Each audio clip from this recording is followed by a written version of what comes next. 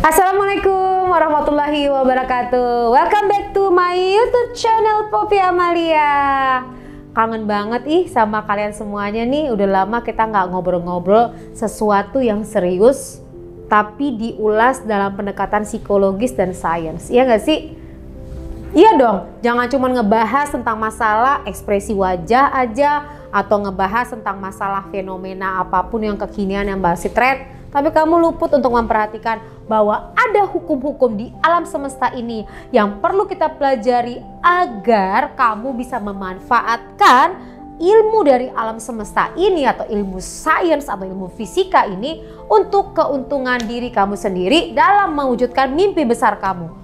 Wow, hukum-hukum apa aja sih itu? Dan by the way, anyway, busway, bisa nggak sih hukum-hukum tersebut untuk mewujudkan mimpi besar kamu yang terpending pada saat kena kondisi COVID kita yang lalu?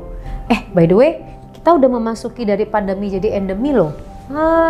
Jadi goodbye semuanya, sayonara untuk COVID. Kita segera menyongsong untuk memasuki the new era, the new normal, real. Ya nggak sih? Segera langsung like, subscribe, and share agar kamu bisa mempersiapkan diri mencapai mimpi yang tertunda. Mana like-nya? Aku udah diam, kamu nggak like-in juga. Ditunggu loh, aku nggak mau ngomong, nggak mau diskusi, nggak mau sharing. Terima kasih kalau sudah. Langsung masuk pembahasannya.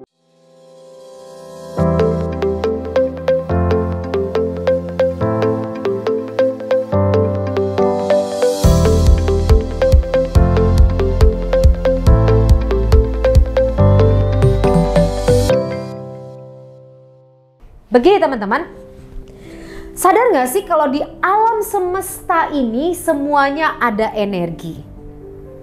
Energinya itu apa? Ya energi yang ada di seluruh sekitar kita nih di alam semesta ini. Jadi apapun kalau diuraikan itu akan menjadi energi gitu loh. Karena semua terurai menjadi energi di alam semesta ini, maka ada hukum-hukumnya yang patut untuk kita pelajari agar tepat pada saat kita mau memfokuskan target tersebut. Kenapa? Memfokuskan target tersebut akan membentuk energi. Kalau kita tahu bahwa benda-benda, kalau kita tahu bahwa semua di alam semesta ini adalah energi, begitu kita fokuskan energi tersebut, begitu kita targetin energi tersebut, maka akan membentuk energi, gabungan dari energi-energi tersebut persis seperti yang kita mau. Jadi kalau kamu mau memfokuskan kamu membeli rumah, maka fokuskan rumah mana yang kamu mau beli. Begitu kamu udah menemukan rumahnya, kamu fokusin, maka seluruh energi yang terurai tersebut akan membentuk rumah di hadapanmu. Tapi kalau kamu mau memfokuskan sesuatu, kemudian kamu ketakutan akan hal-hal yang negatif, akan pemikiran-pemikiran yang melimitasi target kamu, maka segala limitasi itu akan menghalangi targetnya kamu. Kebayang nggak? Target kamu misalnya di sini, tapi kamu tuh berpikir ketakutan nih, kayaknya takut nggak bakal terjadi. Maka si ketakutan ini akan menghambat target kamu. Dia akan menutup, karena apapun yang kamu pikirkan, dia akan datang terlebih dahulu ketimbang apa yang kamu inginkan. Karena apa yang kamu pikirkan adalah apa yang kamu butuhkan. Jadi antara apa yang kamu inginkan dan apa yang kamu butuhkan, dia akan nutup nih, set. Pengen nikah, set. Itu kan, pengennya nikah nih, pengennya nikah, tek, tapi takut menikah. Ngerti gak sih? Ngerti gak? Kalau nggak ngerti, ulang lagi nih, saya jelasin ya. Pengennya nikah, nikahnya di sini, pengennya nikah nih. Tapi kamu takut pernikahan, maka takut ini membentuk energi-energinya, membentuk kejadian-kejadian yang menjadi satu ya. Dari energi tersebut membentuk sebagai kuantum, kemudian membentuk yang namanya ion, dari ion membentuk namanya atom, dan membentuk rangkaian-rangkaian tersebut sehingga apa yang kamu takutin itu di depan mukamu. Itu hukum di alam semesta. Nah, ada 7 hukum tersebut. Saya akan bahas satu persatu. Menurut William Walker Atkinson, alam semesta ini memiliki 7 hukum alam yang mana dalam setiap tindakan, perjalanan, perilaku yang kita sudah lakukan memiliki reaksi yang tanpa kita sadari sudah diatur oleh alam semesta ini. Ini bisa berkaitan dengan mimpi yang ingin kamu raih. Dengan mengetahui wawasan mengenai hukum alam ini, kamu akan lebih dapat menghandle hidupmu, mengatur hidupmu, dan mengharmonisasikan hidupmu. Nah, apa aja sih 7 hukum alam tersebut? Pertama, the law of vibration atau hukum getaran. Hukum getaran ini artinya segala sesuatu bergetar, tidak ada yang diam. Getaran dalam frekuensi yang sama akan saling menarik. Kegembiraan akan menarik kegembiraan, kekecewaan akan menarik kekecewaan lainnya.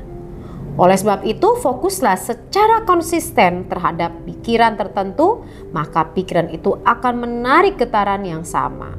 Dalam the law of vibration, manusia bergetar terus. Sebenarnya manusia tidak pernah diam. Mungkin kalau kamu sedang senang atau gelisah, itu juga akan yang menarik kepadamu. Kalau kita gembira, maka orang-orang di sekitar kita ikut gembira. Begitu juga ketika kita gelisah, maka semua akan membentuk lingkungan gelisah.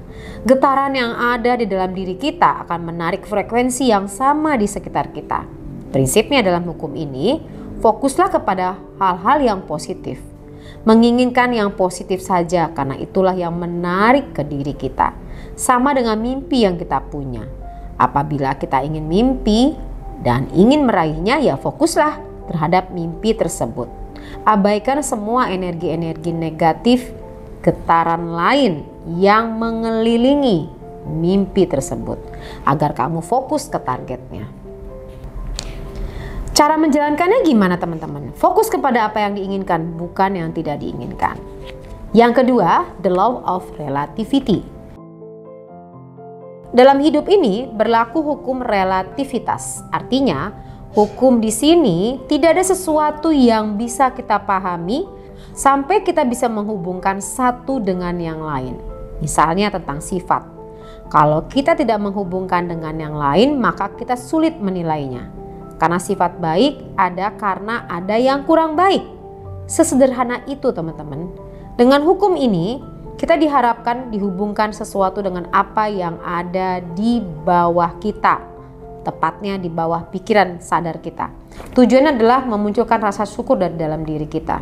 Cara menjalankan, hubungkan situasimu dengan situasi yang lebih buruk yang dialami sekarang, maka kamu akan bersyukur atas kondisimu hari ini.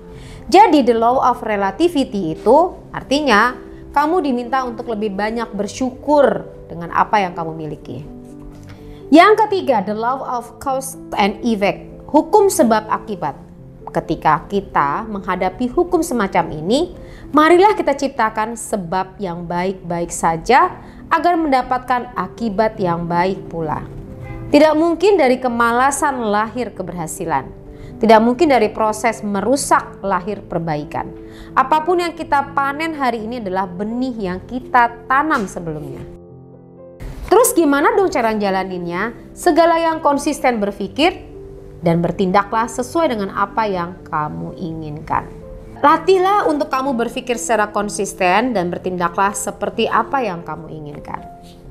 Hukum yang keempat, the law of polarity.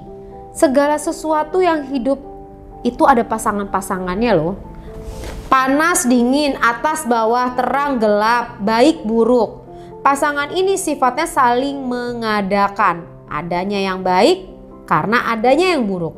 Hukum ini membuat kita tidak mudah melihat sesuatu dari satu sisi saja.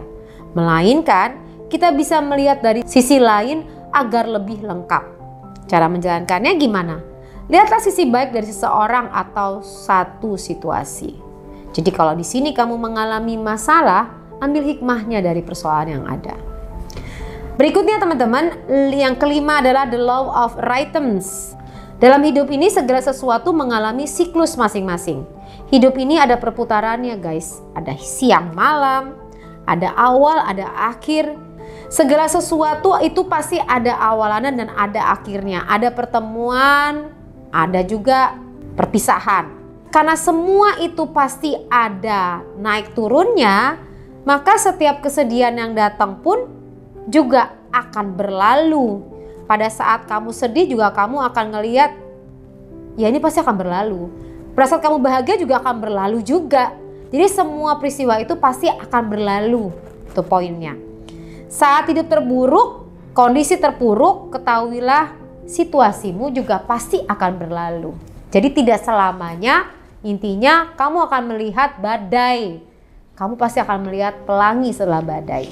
Berikutnya, the law of gestation. Segala sesuatu dalam hidup ini perlu waktu untuk terjadi. Tidak ada yang tiba-tiba sempurna guys, semuanya perlu proses. Kalau ingin sukses perlu bersabar. Ada waktu menanam, ada waktu memelihara, ada waktu memanen. Cara ngejalaninnya gimana? Tetap aja fokus dan sadar bahwa tujuanmu akan segera terwujud pada saatnya. Dan kamu tidak untuk menyerah pada saat proses itu terjadi. Dan apa yang kamu tanam akan kamu petik. Makanya kamu menanamlah segala sesuatu kebaikan hari ini agar kamu memetiknya yang baik-baik ke depan.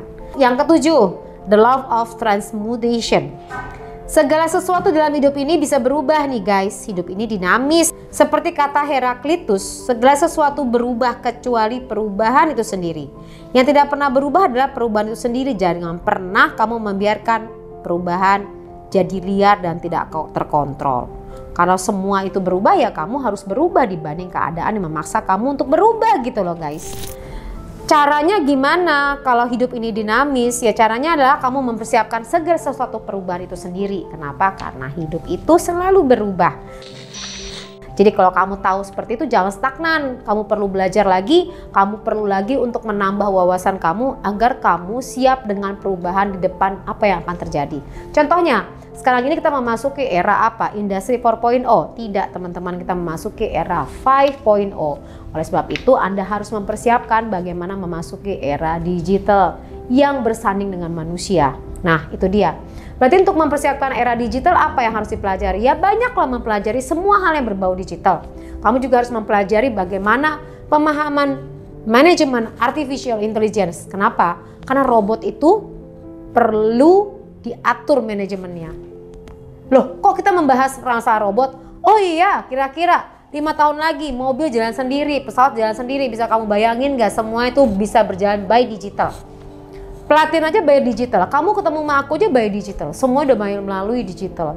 TV aja ada TV digital, ya nggak sih? Berarti segala sesuatu tinggal sentuh layarnya. Mungkin kita nggak ketemu, tapi bisa sentuh, bisa tahu di mana posisi dan lain-lain. Siapkan diri kamu untuk kondisi itu. Jadi kamu tidak ketinggalan, karena kalau kamu ketinggalan ya orang tidak bisa mengikuti gaya lama kamu. Semua itu selalu berubah. Oke? Dari 7 cosmic law atau 7 cosmic law tersebut bisa kamu ambil dong manfaatnya, kamu tahu tekniknya, cara menggunakannya agar kamu bisa ngedapetin apa yang kamu inginkan. Jadi jangan sedih kalau kamu belum punya duit. Ingat ya teman-teman, uang itu energi. Kamu fokusin uangnya, jangan fokusin utangnya, makanya datang utang. Kamu fokusin happy-nya, jangan fokusin penderitaannya. Kalau kamu selalu merasa menderita ya penderitaan yang datang gitu loh. Kamu fokusinnya hal yang positif, yang datang yang positif. Nah penting banget kamu juga harus ngejaga energi di sekitar kamu untuk selalu positif. Makanya berteman dengan orang-orang baik dan mendapatkan selalu pendampingan yang baik. Seperti caranya dengan mengikuti pelatihan e-learning bersama aku di www.psikodinamika.org. Khusus pembahasan mengenai reprogramming program, kamu bisa mengubah keadaan kamu yang tadinya tidak baik menjadi lebih baik, yang tadi punya masalah menjadi kehidupan yang lebih berarti dan bergairah. Seperti apa? Langsung menuju ke sana. Demikian dari saya, semoga membantu keadaan kamu lebih baik lagi di tengah kondisi seperti ini dan siap menyongsong industri 5.0. Sampai bertemu lagi. Wassalamualaikum warahmatullahi wabarakatuh. Bye bye.